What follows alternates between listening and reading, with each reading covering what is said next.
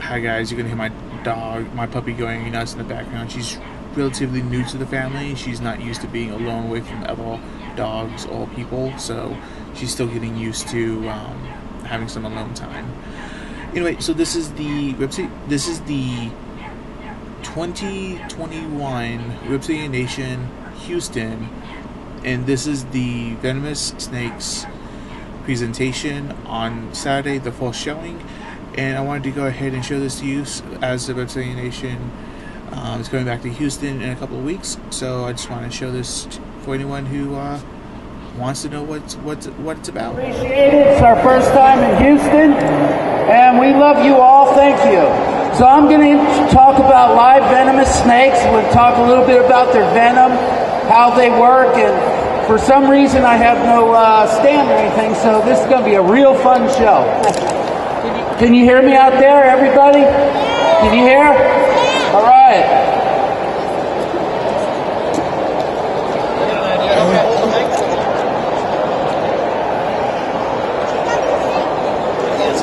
Okay, my first guest is actually a Houston local. I caught him not too far from here. This is a western water moccasin, they call them, right? The snakes that chase you down, gonna drag you into the swamp and whatever else. Well, the truth is, with western cottonmouths, they run a lot, but most of the time, they will toil up in a nice tight coil, tilt their head back, open their mouth, exposing the nice white interior. That's where they get their other name, cottonmouth, from. Cottonmouths are pit vipers. That means they have really long fangs that fold up against the roof of their mouth. And so when they bite, they add that venom really, really deep.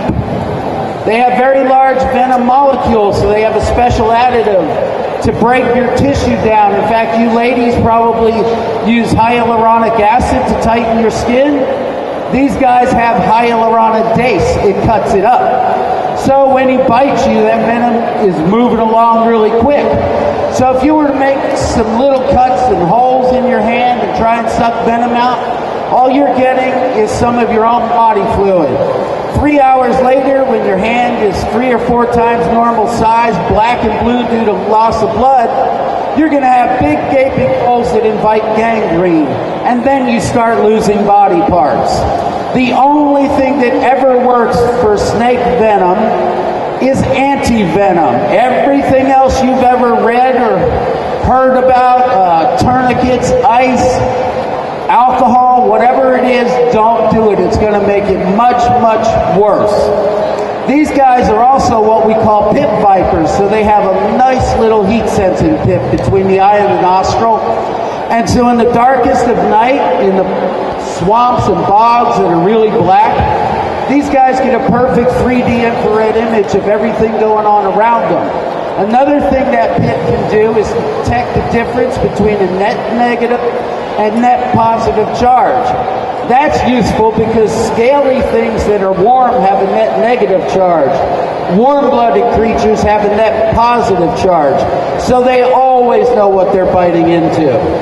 Now, another interesting thing, mouse is about 10% of the population is what we call parthenogenic. That means the females can have babies without male contact. That kind of reproduction is favored in disturbed habitats. So this is one of the few snakes that they think is actually expanding its population. Anyone want to scratch it under the chin? There's a few crazies out there, okay.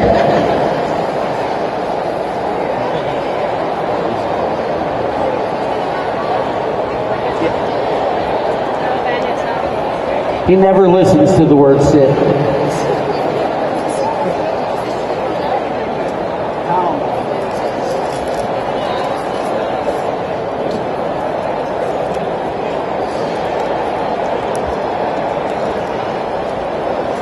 Hey, Ryan, are you still out there?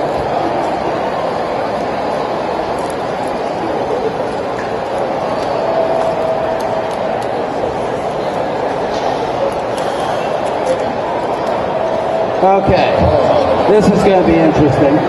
So this beautiful snake is a Kaboom viper from Equatorial Africa. these guys are not vipers or pit vipers, they're true vipers, so they don't have the heat-sensitive pit. But they do have the really long fangs that fold up against the roof of the mouth.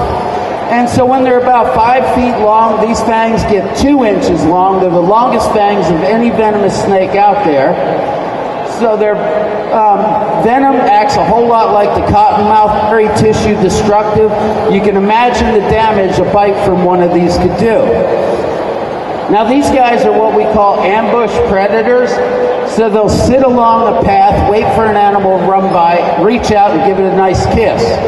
The advantage to being venomous for the snake is threefold. First of all, it bites and releases, so the prey item isn't biting back, fighting back, or hurting the snake. Secondly, of course, it kills the prey.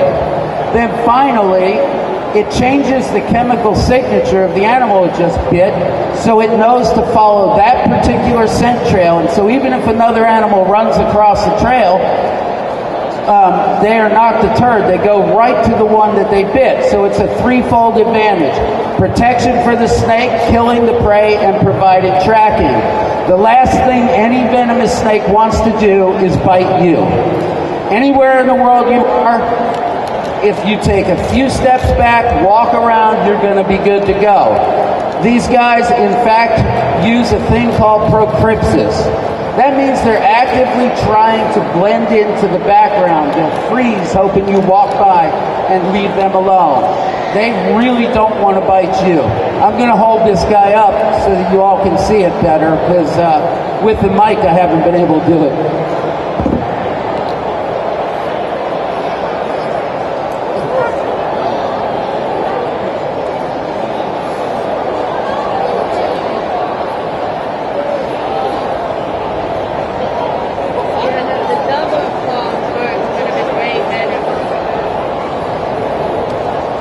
Actually, I think the single hooks are better because they give the snake less traction to grab onto. That is true.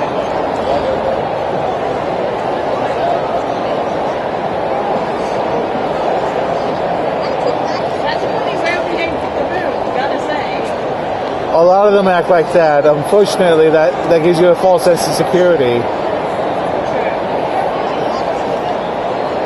I think it was just trying to get up to his tail. I don't think he was going for a bite. Well, that's a beautiful snake, isn't it? How many want to pet that thing?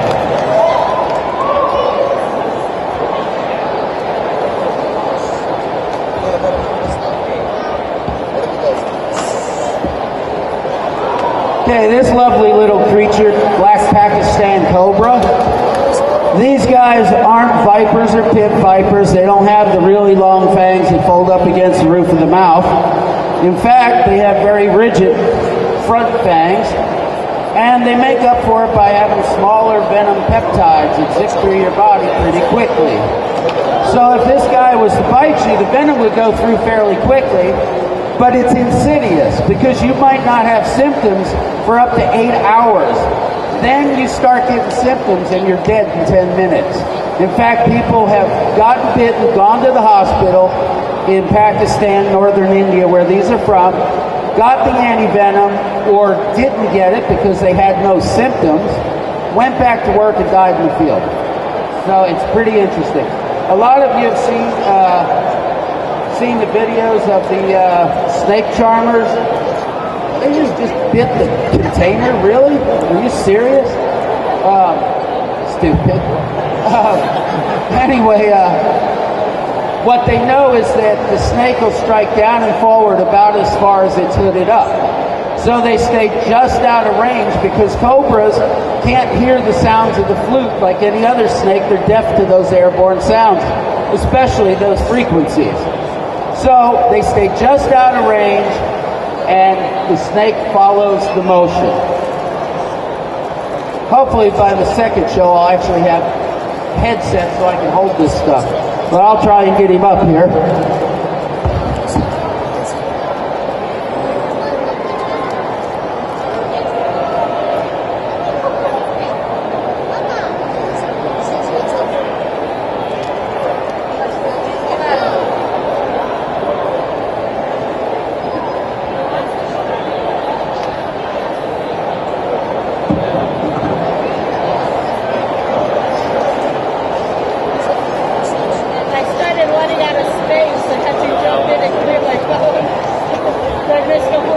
Okay, the next snake I want to bring out, I'm going to talk a little bit about it first.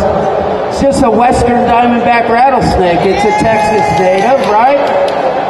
Okay, well, they are arguably one of the most dangerous snakes in North America because of several facts. Number one, they're a pit viper. They have those heat-sensing pits, really long fangs that fold up against the roof of their mouth. They have a very inert disposition. They're very likely to bite. They have an extremely wide range in the U.S. from Texas up to Arkansas, west to Coachella Valley in California. So most people bitten each year are bitten by western diamondbacks. Now, how many of you have heard that it's better to be bitten by an adult than a baby rattlesnake? How many have heard that? What if I told you that was first thought of in California? Would you believe it? I would hope not. So anyway, the idea that they give is that the babies will inject all their venom and the adults will control it. Well, even if that were true, and it's not, you want to be bitten by something with the head the size of a dime or a grapefruit. Think about that a second. It doesn't make any sense. But the truth is that all venomous snakes from birth can control their venom flow. They control each side separately. And they have to. That's how they get their food. If a baby rattlesnake injected all its venom into one lizard, the lizard ran off and a crow ate the lizard, what's he going to do? Wait around a couple weeks for more venom? No. So whether it's a feeding or a defensive snake bite, all venomous snakes give the minimum amount needed to get the job done.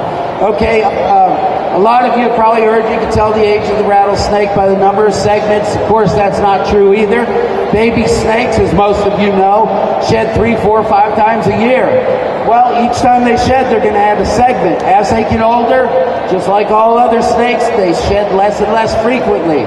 After 8 or 9 or 10 segments, they start breaking off and may not be replaced at the same rate. So what I'll tell you too, the rattle, there's nothing in it. There's no poison, no fairy dust, no bee. It's just loosely interlocked segments, one of the fastest vertebrate movements on the planet, and they can do it for up to 3 hours without fatigue. Now what I want to do is demonstrate the speed of the strike. Some of these guys have been clocked at up to 60 feet per second. It's really quick. And think about all that's got to go into that. They're going to open their mouth, rotate those fangs 90 degrees forward, bite, control the venom flow on each side separately, and it happens in a flash. And I'll tell you, this snake loves me. Not.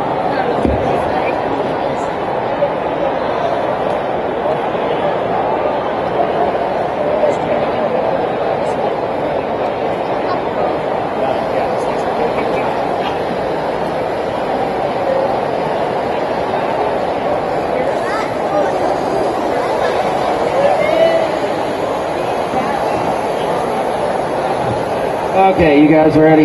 This one's always ready. So that fast, you could have a fatal strike. That quick. Now, you might wonder, why would we want creatures like this on the planet? Well, it's entertaining, isn't it?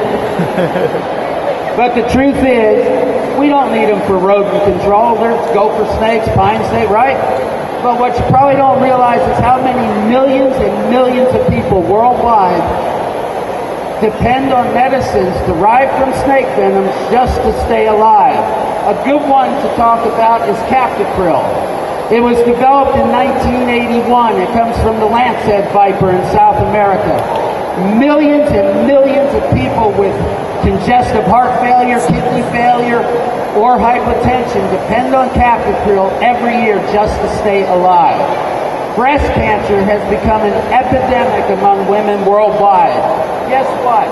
It turns out that part of the venom in the copperhead from the eastern United States blocks cancerous cells from adhering to the body's matrix, and the tumor dies. When they get that worked out, you think that'll be valuable? And that's just 2 out of hundreds and hundreds of medicines being developed through snake venom. Thank you, Reptilian Nation. Houston, we love you. We'll enjoy the show.